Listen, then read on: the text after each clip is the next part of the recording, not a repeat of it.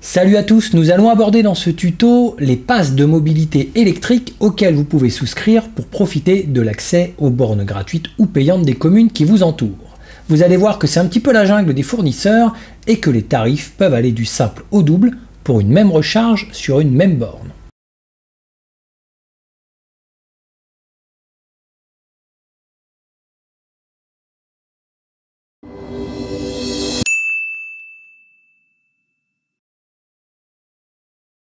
Alors le réseau de bornes de recharge en France, c'est un petit peu comme le réseau internet ou le réseau téléphonique. Vous avez des infrastructures et vous avez différents opérateurs, différents fournisseurs qui vont tout faire pour que vous preniez votre abonnement chez eux plutôt que chez la concurrence. Et pour cela, vous devrez la plupart du temps souscrire et acheter un badge. Ce badge-là, il va vous servir donc à utiliser les bornes, à magnétiser la borne afin que la trappe puisse s'ouvrir, et la plupart du temps, sur ce badge, il y aura directement vos coordonnées bancaires pour que vous puissiez payer à la recharge directement et non pas en communiquant à chaque fois que vous allez prendre une borne vos coordonnées bancaires. Tout sera directement, un peu comme une carte bleue, dans le pass de recharge. Certains passes de recharge vous serviront aussi à ouvrir des bornes gratuites. Les bornes sont gratuites, mais parfois les trappes sont verrouillées. Il faut magnétiser un badge quelconque pour pouvoir ouvrir la trappe. A contrario, certaines bornes payantes, elles, vont vous proposer de vous en servir sans badge en flashant un code qui est dessus et en rentrant vos coordonnées bancaires directement sur le smartphone. Certains badges également proposent de couvrir l'ensemble du réseau sur le territoire et ainsi de n'avoir qu'un seul badge pour vous recharger où vous voulez sans prendre plusieurs abonnements. Le problème de ces abonnements-là, c'est qu'ils valent beaucoup plus cher et on va essayer de décrypter un petit peu tout cela. Avant toute chose, si jamais vous avez installé une borne de recharge à la maison, vous n'avez peut-être pas forcément besoin d'avoir un badge d'accès pour vous recharger sur des bornes publiques. Ça se trouve, l'intégralité de votre recharge peut se faire sur votre borne domestique. On a une vidéo ici où on explique très clairement, vous comprenez le coût que ça peut en fait engendrer de remplir une batterie sur une borne domestique. Vous avez vu que ce n'est pas hyper coûteux, que les abonnements EDF aujourd'hui sont très adaptés. Donc, en fonction des bornes que vous avez dans votre périmètre, ça se trouve, vous paierez beaucoup moins cher à la recharger chez vous, même si vous le faites tous les soirs. Voilà.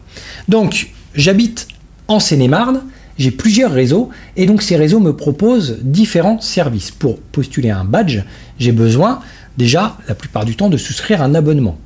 Je peux également acheter simplement le badge, c'est-à-dire non pas un abonnement mensuel, mais parfois uniquement le badge, qui va me coûter 7 ou 10 euros. On va me proposer, une fois que j'ai mon badge, de payer à l'acte de recharge. C'est-à-dire, à partir du moment où je vais badger, je vais pouvoir charger ma voiture pendant soit une durée illimitée, soit une durée limitée, par exemple 3 heures, et ce sera un montant fixe. Ou on peut me proposer également de facturer à la minute, soit à la minute, soit à l'heure, soit parfois d'avoir un acte de recharge et au bout de 3 heures d'ajouter un forfait à la minute, voire parfois certains opérateurs vous proposent de payer le badge, un abonnement, un acte de charge et un forfait à la minute. C'est-à-dire que certains cumulent la totalité et certains n'ont quasiment rien de ces trois-là. Donc on va y venir également.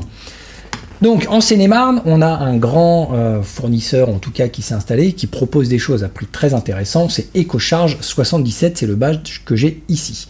EcoCharge 77, le badge coûte 7 euros, il n'y a pas d'abonnement, et à partir du moment où on a un badge à 7 euros, on peut profiter de l'infrastructure. L'infrastructure, c'est donc la borne électrique sur laquelle je badge pour pouvoir ouvrir la trappe, me brancher, je branche la voiture, et l'acte de charge va être décompté. Donc sur le forfait d'EcoCharge 77, vous le voyez ici, on a donc cette petite plaquette là, c'est celle que l'on va retrouver également sur les bornes de recharge, donc ça vous indique un petit peu la marche à suivre. Vous avez à la fois la marche à suivre, vous avez également le flash code si jamais vous n'avez pas le pass, donc la plupart des bornes vont proposer de pouvoir souscrire si jamais vous n'avez pas le pass. Le problème c'est qu'évidemment la plupart des bornes vont être beaucoup plus chères. Ici ce n'est pas le cas, EcoCharge 77 propose le même tarif, que vous soyez déjà en possession du badge ou que vous utilisiez votre smartphone. Le tarif il est identique pour tout le monde, c'est 2 euros par acte de charge plus un supplément donc de 0,025 euros, donc 0,25 centimes d'euros par minute après 3 heures de branchement. Donc si jamais vous voulez faire une charge de 4 heures, la dernière heure vous sera facturée à la minute en plus du coût de charge de 2 euros. Mais vous allez voir qu'au final, on s'y retrouve quand même pas mal au niveau des tarifs. Par exemple, Moi, je me branche sur une borne dans le sud de la Seine-et-Marne, et cette borne-là, donc sur tous les abonnements, tous les passes, tous les réseaux que vous pouvez avoir, c'est quand même très bien fait. On a des applications, il y a des sites internet, il y a des cartes, il y a l'accès aux bornes, il y a parfois la possibilité de réserver sa borne, il y a tous les tarifs. En tout cas, tout est très transparent à ce niveau-là. On a donc ici l'accès à la borne, on a l'adresse, on a les 2 places de parking qui sont disponibles, et puis on a la formule, donc réseau EcoCharge 77, qui propose donc ce que je vous disais, 2 € par acte de charge et un supplément de 0,25 centimes la minute passé 3 heures de recharge. Sur mon véhicule, si je souhaite remplir 200 km sur ma batterie, cela va me prendre 4 heures et va donc me coûter 3,50 €. Je parle de 200 km, c'est-à-dire 28 kWh, car dans les tutos précédents, je vous expliquais que mon véhicule consomme du 14 kWh au 100. Donc pour calculer simplement les 200 km, je multiplie par 2. Puisque ma consommation moyenne c'est du 14 kWh au 100, j'ai besoin du double pour faire 200 km. Donc 28 kWh, ça me prend 4 heures et me coûte 3,50 € avec EcoCharge 77. Ce qui est un tarif relativement bas. On a également une borne concurrente dans un autre endroit où je vais me charger, qui se trouve dans la Marne, qui est aussi un lieu où je vais travailler occasionnellement. Et donc là, cette fois, ce n'est plus le réseau EcoCharge 77, même si ce badge est utilisable sur quelques réseaux partenaires en dehors de la Seine-et-Marne. Ici, on est sur un réseau qui s'appelle Modulo. Le réseau Modulo, ici, vous explique un petit peu les tarifs, très clairement. Tout ça, j'invente rien, vous allez sur Internet, vous trouvez tous ces tarifs tels qu'ils sont affichés ici. Modulo fait du décompte à la minute et facture 2 € par heure de recharge. Donc ça, c'est en journée. Évidemment, je n'ai pas pris en compte que vous puissiez recharger la nuit. La nuit, c'est 1 € par heure. Mais si vous êtes en journée et que vous allez travailler, vous rechargez, ça va vous coûter 2 € de l'heure. Donc, sur mon véhicule, soudainement, je ne vais plus dépenser 3,50 € pour recharger mes 200 km d'autonomie. Avec Modulo, je vais quand même passer à 8 €. Donc plus du double. Ce qui n'est pas rien lorsque on connaît le prix que coûte une recharge sur une borne domestique à la maison, quand on connaît le prix que coûte la même recharge sur le réseau EcoCharge 77. Là, on a complètement explosé les scores. Mais vous allez voir que il y a pire, donc c'est pour ça qu'il faut vraiment bien se renseigner sur le type de borne et justement, qu'est-ce qui existe, sachant que le réseau, par exemple, Modulo vous propose l'accès à ces bornes sur la carte qui est indiquée, mais pas forcément l'accès aux bornes gratuites, évidemment, ce n'est pas leur avantage, ou l'accès aux bornes concurrentes. Donc pour ça, il faut aller fouiner un petit peu, ou vous pouvez également passer par le réseau donc ChargeMap. ChargeMap est un réseau universel qui vient couvrir l'ensemble du réseau du territoire, mais en prenant un petit pourcentage au passage. Donc ici, ça c'est le réseau ChargeMap, et ici c'est la carte que m'a donné mon constructeur lorsque j'ai acheté le MX-30. Donc ils m'ont offert l'abonnement et ils m'ont prépayé 30 € dessus, ce qui m'a permis un petit peu de tester et justement de découvrir des différences de tarifs entre le réseau ChargeMap et simplement même le réseau EcoPass 77, EcoCharge 77. Donc, si je reprends les 2 bornes que je vous ai montrées jusqu'à présent, celle d'EcoCharge 77 et celle de Modulo. La première borne sur EcoCharge 77, qui me coûtait donc 2 € par acte de charge, me coûte désormais 3,87 € par acte de charge, et on est passé de 0,25 à 0,33 centimes d'euros par minute après 3 heures de charge. Donc on est quand même beaucoup plus cher qu'initialement sur la même borne et pour la même recharge. De l'autre côté, lorsque je suis sur ma borne Modulo, cette fois, je vais carrément payer 4 centimes par minute. Donc c'est quand même très cher, 4 centimes par minute. Voilà ce que ça donnait avec donc mon pass Modulo 8 €, c'est ce que je vous ai annoncé tout à l'heure. EcoCharge 77, je payais 3,50 € avec mon petit badge EcoCharge 77. Si j'utilise mon pass ChargeMap, je vais monter à ces tarifs-là, c'est-à-dire que mon EcoCharge 77 va me coûter presque 6 € et Modulo va carrément me coûter 9,60 €, ce qui est hors de prix, presque 10 € pour la même recharge. J'attire votre attention qu'ici, ce sont toutes des bornes qui vont me délivrer la même quantité d'énergie, du 7 kWh, et donc je vais me charger sur toutes ces bornes pendant la même durée, 4 heures. C'est-à-dire que c'est pas parce que je paye plus cher que j'aurai de l'électricité plus rapide. Non, ma voiture, on l'a vu dans la petite vidéo qui concerne justement la recharge et la transformation du courant alternatif en courant continu par le transformateur de votre voiture, que la voiture est limitée de toute façon. Donc la mienne, elle est limitée. Les bornes font peut-être du 22 kWh, mais de toute façon, moi, je ne vais charger qu'en 7, donc je vais charger pendant 4 heures.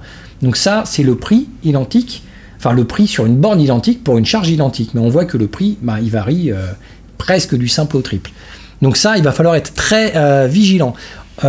Easyvia est le pass officiel EDF, qui couvre également l'ensemble du territoire français, puisque c'est eux qui créent grosso modo les infrastructures électriques. Eux, ils proposent carrément la totale de la totale, c'est-à-dire on achète un pass, plus on a un abonnement mensuel, là pour le coup de 3 € par mois, plus on est chargé. Ici, par exemple, sur les bornes corridor, on en a parlé dans les charges ultra rapides sur la petite vidéo justement sur les superchargeurs. Et là, on est à 70 centimes d'euros pour 5 minutes, ou avec le premier forfait, on est à 1 € toutes les 5 minutes sur les bornes corridor. Et puis vous avez des passes premium avec 2 passes, enfin vous avez des choses... peut-être, voilà, on a 2 heures de recharge, mais on est quand même à 30 € par mois. Donc après, il faut faire quand même un petit calcul en fonction de, voilà, du nombre de kilomètres que vous allez faire hebdomadairement.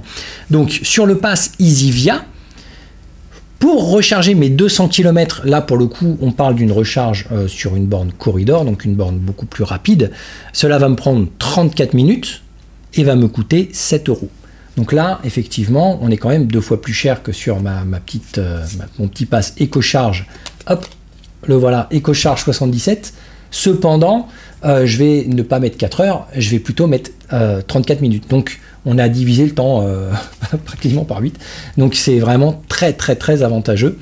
Par contre, voilà, c'est quand même 2 fois plus cher. Donc ça, c'est des choses à prendre en compte. Et dans la petite vidéo des charges ultra rapides, je vous expliquais que notamment ce type de borne en Seine-et-Marne, il n'y en a pas, donc moi ça limite totalement mon accès.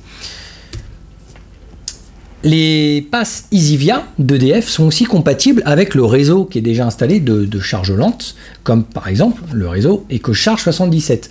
Donc si je badge avec le badge EcoCharge 77, je vais donc payer mes 2 € par acte de charge et mon complément de 0,25 centimes par minute dépassé. Si je badge avec Easyvia, je passe de 2 € à 3,60 € et ensuite 0,3 centimes ou 0,30 centimes la minute après 3 heures de recharge. Donc on voit que quand même le pass universel d'EDF, Easyvia, fonctionne un petit peu de la même façon que le pass ChargeMap qui est là, hop, et qui est aussi universel. Ils viennent presque doubler les tarifs d'une certaine façon. Quand on voit ici, donc on était sur l'EcoCharge 77 à 3,50 € pour 4 heures de recharge pour 200 km. Sur ChargeMap, on est à 5,94 et sur Easyvia, on est à 5,40. Donc on a quand même un sacré supplément de charge, encore une fois, pour une charge sur la même borne, de la même durée et pour la même quantité d'énergie. J'attire votre attention également sur un petit détail, c'est que les bornes sont donc limitées à la charge de votre transformateur, mais il m'est arrivé justement, lors de mes premières recharges sur le réseau EcoCharge 77, d'expérimenter des bornes qui, elles, sont limitées par l'infrastructure, donc la puissance qui arrive à la borne. Un exemple, je me suis branché avec une estimation de 4 heures pour ma voiture et très vite, l'application de Mazda m'a expliqué que j'allais mettre beaucoup plus de temps parce que la puissance de la borne n'était même pas de 7 kWh mais de 5 kWh. Donc la commune ne fournissait que 5. Donc le décompte à la minute, il va se faire. C'est-à-dire qu'au lieu de mettre 4 heures, vous allez mettre 5 heures, mais ça va vous être facturé de toute façon. Donc vous allez rester branché jusqu'à ce que votre voiture éventuellement soit chargée. Ou alors vous allez la récupérer avant d'avoir fait votre charge. Mais dans tous les cas, la quantité de puissance n'est pas forcément identique d'une borne à l'autre. Et ça dépend des moments également de la journée. Un autre exemple, je me suis chargé sur un très grand centre commercial qui avait beaucoup de bornes électriques. Quand je suis arrivé, il y avait très peu de voitures et j'étais à 7 kWh, je savais que j'allais récupérer ma voiture assez rapidement. Et lorsque je suis revenu chercher ma voiture, il y avait plein de voitures électriques qui étaient venues se brancher aux bornes, puisque ce sont des bornes gratuites. Et là, finalement, au lieu d'avoir du 7 kWh, je ne devais plus avoir que du 2 ou du 3 kWh, donc ma batterie ne s'est pas du tout chargée à la vitesse à laquelle je m'étais préparé.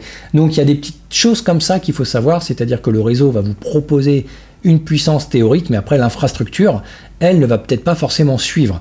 Par contre, si vous êtes sur une borne d'accès payant, sachez qu'à partir du moment où vous êtes branché, là, alors pour Modulo, c'est carrément à partir du moment où vous êtes branché et débranché, même si votre batterie est pleine et chargée, tant que vous êtes branché, ça facture de toute façon.